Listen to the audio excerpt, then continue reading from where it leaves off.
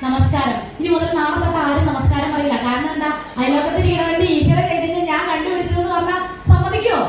നിന്റെ ഉള്ളിലുള്ള ഈശ്വര ചൈതന്യത്തെ ഞാൻ തിരിച്ചറിയുന്നു എന്ന് പറഞ്ഞു കഴിഞ്ഞാൽ വളരെ ബുദ്ധിമുട്ടാണ് അത് എല്ലാവർക്കും.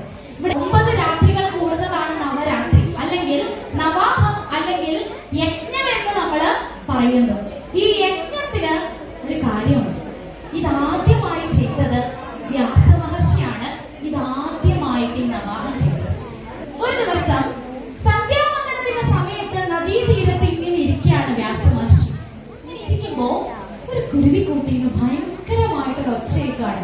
കുരുവികൾ ഇങ്ങനെ ചലിച്ചുകൊണ്ടിരിക്കുന്ന ഭയങ്കരമായ ശബ്ദം കേൾക്കാണ്. അപ്പൊ ചോദിക്കാണ്, എന്താണ് ഇങ്ങനെ ഒരു ശബ്ദം കേൾക്കുന്നത് എന്ന്. പുള്ളി ഓടിക്കും. വ്യാസ മഹർഷി ഇങ്ങനെ നോക്കാണ്, എന്താണ് അവിടെ സംഭവം ഇങ്ങനെ നോക്കാണ് കുരുവിക്കൂട്ടിലേക്ക്. നമ്മളാണെങ്കിലും ഈ സന്ധ്യാ നേരത്ത് ആ കിളിക്ക് ചിലക്കാൻ കണ്ട നേരം നമ്മുടെ ആദ്യത്തെ ഡയലോഗാണ് ആദ്യം വരുന്നത്.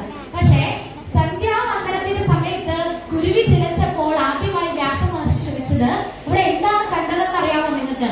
ഒരു കുഞ്ഞു കിളി അമ്മ കിളിയും അച്ഛൻ കിളിയുടെയും അവരുടെ പരിലാളനത്തിൽ ആ കുഞ്ഞു കുരുവിക്ക് തീറ്റ കൊടുത്തുകൊണ്ടിരിക്കുകയാണ്. അപ്പൊ വ്യാസ മഹർഷി പറയാണ്, ഗൃഹസ്ഥാശ്രമം ഇത്രയും മനോഹരമായ ഒരു ഒന്നാണോ എന്ന് ചോദിക്കുകയാണ്. അല്ലെ, എത്ര മനോഹരമാണ് അമ്മയുടെ വാത്സല്യവും അച്ഛന്റെ വാത്സല്യവും കിട്ടുന്നത്, എത്ര മനോഹരമായ ഒരു കാര്യമാണ് എന്ന് നമ്മൾ ഇങ്ങനെ വിചാരിക്കുകയാണ്.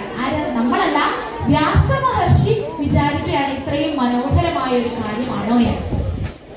അങ്ങനെ ഇരിക്കെ അദ്ദേഹത്തിന്റെ മനസ്സിന്റെ ഉള്ളിൽ ഒരു ആഗ്രഹമുണ്ട്, എനിക്കും ഒരു പുത്രൻ ഉണ്ടാവുകയായിരുന്നെങ്കിൽ എനിക്കും ഇതുപോലെ ഗൃഹസ്ഥാശ്രമത്തിൽ ഏർപ്പെട്ട് നല്ല രീതിക്ക് പോകാമായിരുന്നു.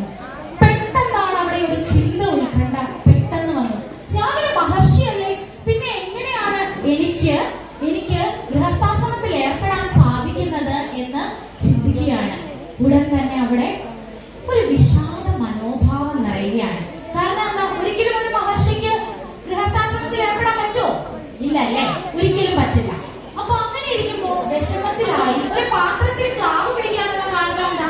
അത് ഓക്സിജനായിട്ട് ഡയറക്റ്റ് ചെയ്യുമ്പോൾ ഉണ്ടാകുന്ന മാറ്റങ്ങളാണ്. അതുപോലെയാണ് ഇവിടെ തന്റെ ആഗ്രഹം, ഉള്ളിലുണ്ടായിരുന്ന ആഗ്രഹം വളരെയധികം വ്യാസ മഹർഷിയെ ഇങ്ങനെ പിടിച്ചു കെട്ടിക്കൊണ്ടിരിക്കുകയാണ്.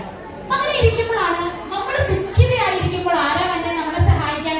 നമ്മൾ ദുഃഖിതയാണ്, നമ്മൾ വിഷമാണ്, നമ്മൾ എങ്ങോട്ടാണ് ഓടി ചെല്ലുന്നത്? അമ്മയുടെ അടുത്ത് പോകൂലേ? പിന്നെ ആരുടെ അടുത്ത് നമ്മൾ പോകുന്നത്? നമ്മൾ ഈശ്വരന്റെ ചൈതന്യം തേടാനായിട്ട് പോകും. അങ്ങനെ ഇരിക്കുമ്പോ പക്ഷെ ഇവിടെ ഒരു ട്വിസ്റ്റാണ് സംഭവിച്ചത്. എന്താ സംഭവിച്ചത്?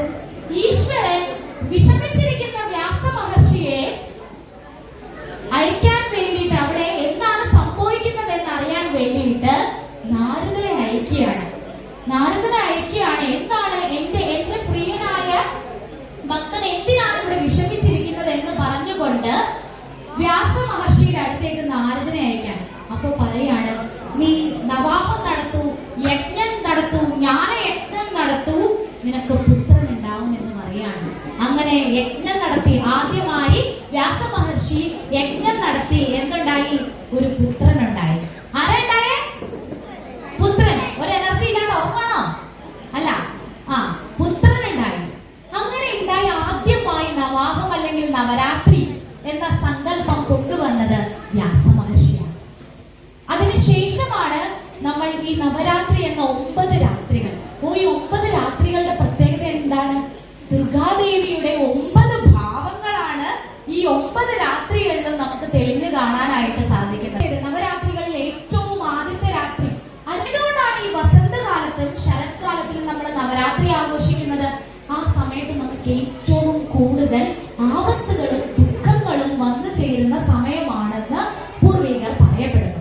അതുകൊണ്ടാണ് നമ്മൾ ഏറ്റവും ദുർഗയെ ആരാധിച്ച്, ദുർഗയെ പൂജിച്ച് നമ്മൾ അവളെ വിജയദശമിയായി കൈക്കൊള്ളുന്നത് എന്നാണ് പറയുന്നത്. 9 ഭാവങ്ങൾ.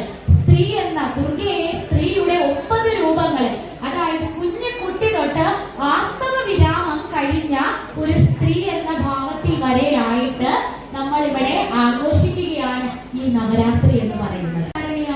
രണ്ടാമത്തേത്. ബ്രഹ്മചാരിണിക്ക് എന്താണ് പ്രത്യേകത? വിദ്യാഭ്യാസം നിറഞ്ഞ അറിവാണ് അവിടെ ഏറ്റവും വലുത്. എന്തും സഹിച്ച്, എന്തും സഹനവും സഹിച്ച് നേരിടാനുള്ള ആ ശക്തിയെയാണ് നമ്മൾ ഇവിടെ കുഷ്മാണ്ഡയിൽ കാണാൻ സാധിക്കുന്നത്.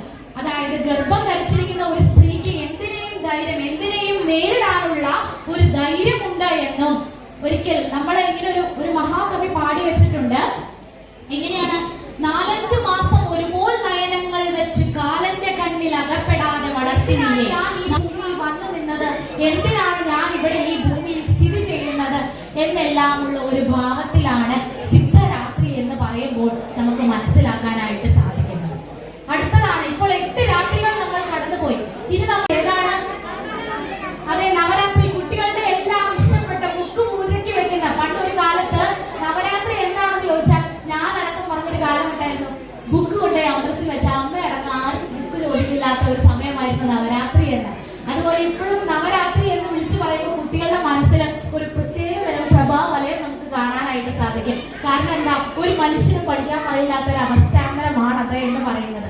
വിജയദശമി നാളിൽ നമ്മൾ സരസ്വതിയായി ദേവിയെ കാണുകയാണ്.